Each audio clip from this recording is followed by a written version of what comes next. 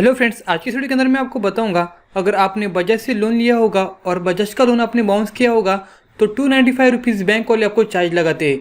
मेरा जो अकाउंट था वो स्टेट बैंक के अंदर था, गवर्नमेंट बैंक के अंदर था, तो मुझे 295 रुपीज़ चार्ज लगा था। लेकिन अगर आपका जो बैंक अकाउंट होगा वो HDFC एक्सिस बैंक में, प्राइवेट बैंक में होगा, तो आपको जो चार्ज रहेगा 595 रुपीज़, मतलब कि 500 के ऊपर ही आपका चार्ज लगेगा ECS का, मतलब कि बाउंस चार्जिंग का। तो वो बाउंस चार्जेस अगर आपको नहीं पे करना है तो किस तरह से उसको रुकवा सकते हैं, उसकी पूरी जानकारी आपको इस वीडियो के अंदर मिलने वाली है। नमस्कार दोस्तों, मेरा नाम है राहुल और आप देख रहे हैं अपना हमारा चैनल। तो आइए शुरू करेंगे। फ्रेंड्स, सबसे पहले मैं आपको दिखाता हूँ यहाँ पर जो मेरा SBI का ECS चार्ज था, कितनी बार बाउंस किया था मेरा, वो बजाज वालों ने मेरा EMI वो आपको दिखाना चाहूँगा। यहाँ से यहाँ पर देखो, जो मैं गया था बैंक अकाउंट में, जो बैंक में गया था तो स्टेटमेंट मुझे जो मैनेजर थी उन्होंने मुझे प्रोवाइड किया था कितनी बार मेरा जो ECS था वो बाउंस हो चुका था। मतलब कि मैंने बजाज के ऊपर एक मोबाइल लिया था, 3 मोबाइल लिए थे, एक मैंने लिया था और 2 मेरे फ्रेंड को मैंने लेके दिए थे। तो उन लोगों ने इतनी बार मेरा पैसा काटा था, 295 रुपीज़। आप देख सकते हैं यहाँ पर पूरा स्टेटमेंट अवेलेबल है, इतनी बार 295 रुपीज़ मुझे चार्ज लगाए थे। आप यहाँ पर पढ़ सकते हैं कि 295 रुपीज़ फेल्ड ट्रांजेक्शन। अगर आपका अकाउंट HDFC एक्सिस बैंक में होगा तो आपको 500 के ऊपर ही चार्ज लगेगा। फ्रेंड्स, क्या होता था, जो मेरे EMI का डेट था वो 2 तारीख था। 2 तारीख को मैं जो अकाउंट में पैसा नहीं रखता था, लेकिन जो उनका EMI है वो 10 या 11 तारीख को मैं पे करता था ऑफलाइन। मतलब कि उनके एजेंट मेरे घर पे आते थे और मैं उनको पे करता था। लेकिन पे करने के बाद फिर भी वो लोग 22 तारीख को, 24 तारीख को, 26 तारीख को, कभी भी जब उनका मन चाहे तभी वो लोग यहाँ से वो मेरा EMI बाउंस करते थे, जो चेक है वो डाल देते थे। यहाँ पर आप देख सकते हो 4 अप्रैल। उसके बाद में 10 तारीख को EMI भरने के बाद वो लोग अपडेट नहीं करते थे। उसके बाद 13 तारीख को भी वो लोग पैसा काटते थे, 15 तारीख को पैसा काटते थे, 20 तारीख को पैसा काटते थे। मतलब कि एक महीने के अंदर वो 3 से 4 बार आपका जो EMI है वो बाउंस करवाते थे, जो ECS था बाउंस करवाते थे। जब भी हम उनको ऑफलाइन से पैसा भरते हैं, मतलब कि पेटीएम के ज़रिए, हालांकि अभी पेटीएम से भरने के बाद कुछ नहीं होता, लेकिन पहले क्या होता था, हम लोग ऑनलाइन पैसे भरते थे बजाज के अंदर, पेटीएम के ज़रिए, फ़ोनपे के ज़रिए, कुछ भी।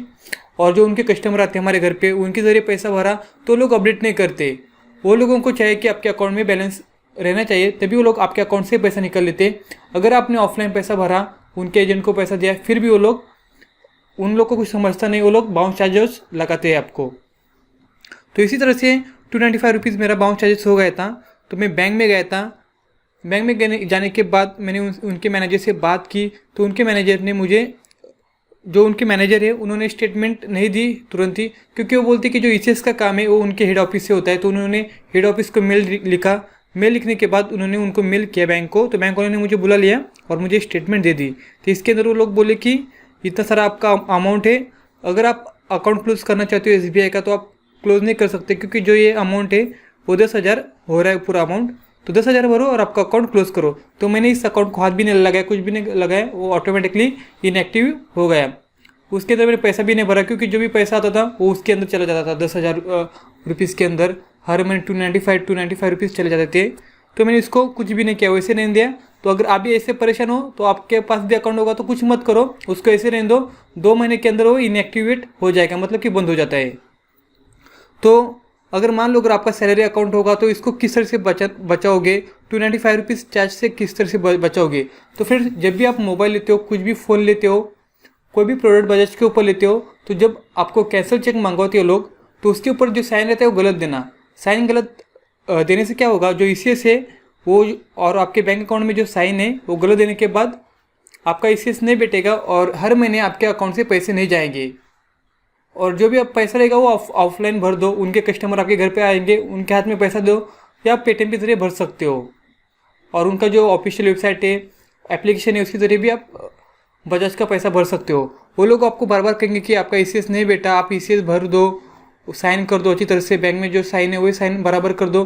तो आप उनका मत सुनो, आप साइन मत करो, क्योंकि आप साइन कर दोगे लेकिन आप बीच में अगर आपका एक भी EMI बाउंस हुआ है, हर महीने का 2 तारीख को EMI होगा, अगर बाउंस हुआ गलती से भी आपके अकाउंट में पैसे नहीं, तो वो लोग इतना चार्ज लगाते हैं आपको पता भी नहीं चलता है। एक महीने के अंदर 3 बार वो आपका पैसा काट लेंगे, 3 से 4 बार आपका पैसा काट लेते हो लोग। याद रखना, अगर आपने ECS गलत दिया, साइन गलत करी, तो जो भी आपका बजाज कार्ड का लिमिट है वो इंक्रीज़ नहीं होता। मतलब कि अगर 40,000 रहेगा स्टार्टिंग में तो 40,000 ही रहता है, वो ज़्यादा नहीं होता। तो बजाज वाले आपको कॉल करके बार बार बोलेंगे कि आपका ECS दे दो, आपका जो अमाउंट है 80,000 हो जाएगा। तो उनको बोलो मुझे कुछ नहीं करना, मुझे ECS ही नहीं देना, मेरा बैंक अकाउंट कुछ भी नहीं, मैं जो भी पैसा है ऑफलाइन भर दूंगा। अगर मान लो आपने ECS बराबर दिया है फिर भी वो लोग बाउंस चार्जेस लगाते हैं बैंक में, तो क्या करोगे? तो सीधा आपको आपके बैंक अकाउंट में जाना है और आपके मैनेजर से मिलना है और आपको एक लेटर लिखना है कि मुझे बजाज का ECS है वो कैंसिल करना है। वो एक लेटर लिख के दो, उसके ऊपर आपको लोन अकाउंट नंबर भी दो बजाज फिनसर्व का, और वो लोग ECS वहाँ से कट कर देंगे। फिर बजाज वाले आपके अकाउंट से पैसे नहीं काटते। तो ECS होने के लिए आपका 8 से 10 दिन लगेंगे। ECS पूरा होने के लिए, मतलब कि जो प्रोसीजर है वो पूरा होने के लिए 10 से 12 दिन लगेंगे। उसके बाद आपको बैंक से कुछ मैसेज भी आता है कि आपका ECS कैंसिल हो चुका है, मतलब कि बजाज वाले आपके अकाउंट से पैसे नहीं काटेंगे। सिर्फ आपको यही करना है अगर आपको 295 रुपीज़ नहीं भरना है तो। मेरे केस में 295 रुपीज़ था, आपके केस में 500 के ऊपर होगा, क्योंकि आपका अगर HDFC और एक्सिस बैंक होगा तो बहुत सारे पैसे लोग लूटते हैं। तो फ्रेंड्स, मैं आपको फिर से कहूँगा, अगर आपने बजाज से लोन लिया होगा तो आप आपका जो EMI हो टाइम टू टाइम भरते जाओ, क्योंकि एक भी EMI बाउंस हुआ तो आपको बहुत चार्ज लगाएंगे। और चार्ज लगाने के बाद ये अमाउंट आपको जो मोबाइल 13,000 का होगा वो 16-17,000 तक आपको पड़ जाता है। अगर आपने बजाज का EMI टाइम टू टाइम भरा तो बहुत ही अच्छी बात है, आपको एक्स्ट्रा पैसा नहीं भरना पड़ता, सिर्फ 400-500 एक्स्ट्रा रुपीज़ जाएंगे आपका, लेकिन बहुत अच्छा रहेगा। इसलिए बजाज का EMI लिया तो आप उनको टाइम टू टाइम पे करते रहो। और आपको मैंने जो भी बताया प्रोसीजर समझ में आई तो नीचे कमेंट जरूर करो। मुझे इंस्टाग्राम पर फॉलो करो, फेसबुक पर फॉलो करो, वहाँ पर भी मैं आपका रिप्लाई दे दूंगा। आज तक के लिए बहुत बहुत धन्यवाद। जय हिंद, वंदे मातरम।